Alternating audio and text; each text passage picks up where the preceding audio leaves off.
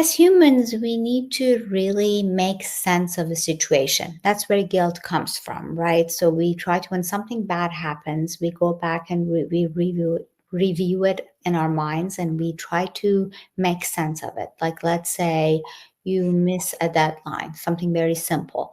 You immediately feel bad. So you go back and you're like, well, if I hadn't gone out last night, if I had just checked my schedule one more time, if I had spent some more time on this.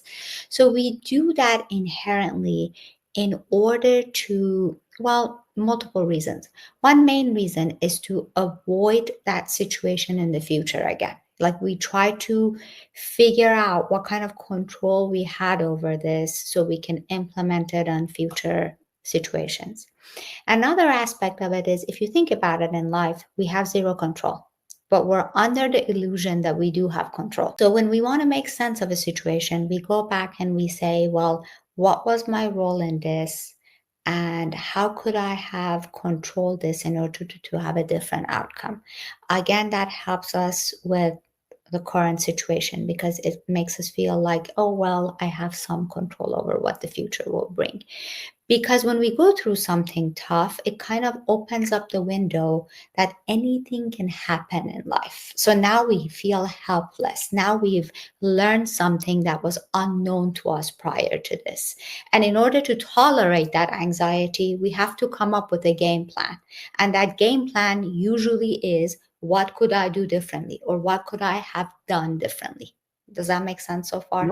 So that guilt is rooted in that false sense of control because none of us ever have control over these situations. They call them accidents for a reason.